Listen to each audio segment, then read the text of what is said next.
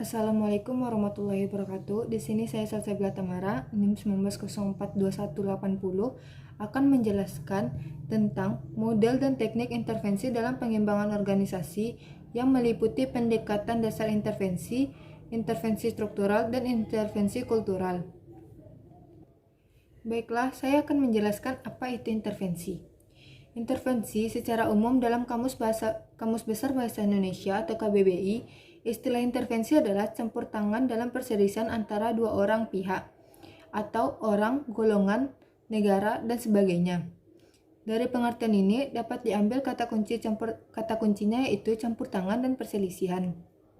Selanjutnya saya akan menjelaskan apa itu intervensi pengembangan organisasi. Ada banyak strategi, cara, dan teknik untuk intervensi selama tahap pelaksanaan program pengembangan organisasi.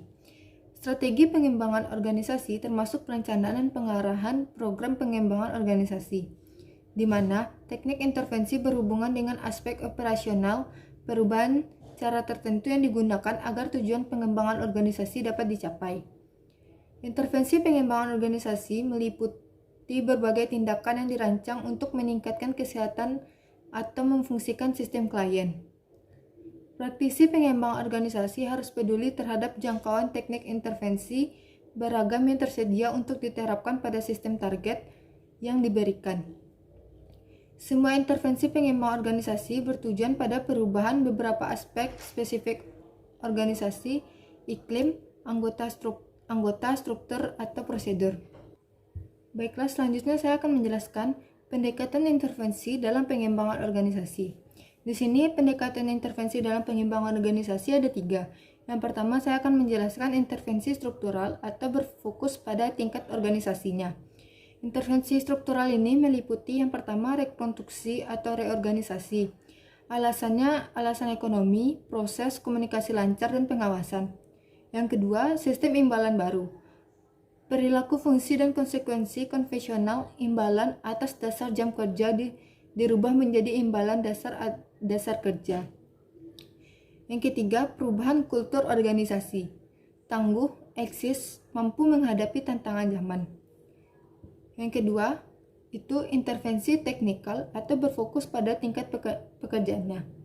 Di sini intervensi teknikal meliputi yang pertama rancangan bangunan ulang pekerjaan atau RBUP. RBUP ini berfokus pada tingkat pekerjaan, alih tugas atau rutinitas tugas, alih wilayah atau mengurangi kebosanan dengan perluasan pekerjaan. Selanjutnya horizontal peningkatan produktivitas, pekerjaan kekaryaan atau vertikal penggabungan tugas, penciptaan hubungan pekerjaan, klien, mengembangkan pekerjaan atau cara yang tepat, membuka saluran umpan balik. Yang selanjutnya, nomor 2, tim kerja otonom. Tim kerja otonom ini menentukan sendiri sasaran yang ingin dicapai kelompok dan bebas membagi pekerjaan antara anggota kelompok. Selanjutnya, yang ketiga, sistem sosioteknikal. Rancangan bangunan ulang pekerjaan atau RBUP optimalisasikan pemenuhan tuntunan sosial dan teknikal pada pekerjaan pertimbangan sosial. Optimalisasi pemenuhan tuntunan sosial dan teknikal pada pekerjaan pertimbangan sosial atau manusia yang bekerja dan interaksinya.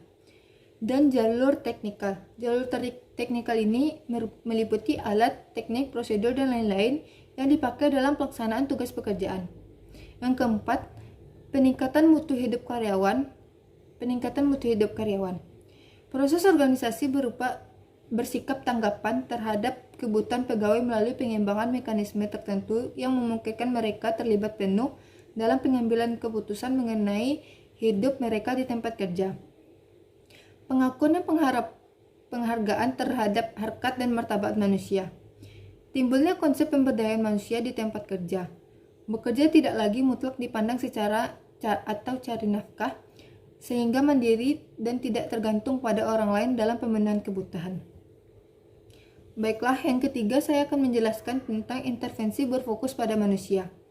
Intervensi berfokus pada manusia ini meliputi yang pertama pelatihan kepekaan, mengubah perilaku melalui interaksi kelompok yang tidak terstruktur atau lingkungan penuh keterbukaan, diarahkan secara longgar oleh para perilaku organisasi agar tercipta suasana tetap hidup, tidak ada penonjolan peran kepemimpinan.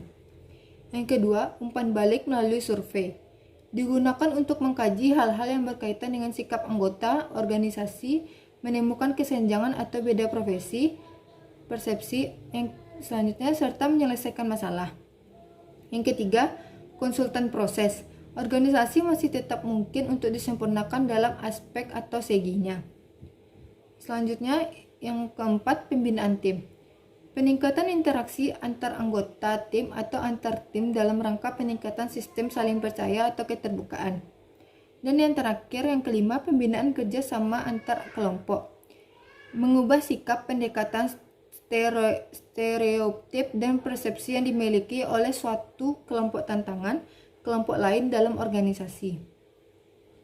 Baiklah, mungkin sekian materi dari saya. Apabila ada kata-kata yang salah, mohon dimaafkan. Wabillahi taufiq wal hidayah. Wassalamualaikum warahmatullahi wabarakatuh.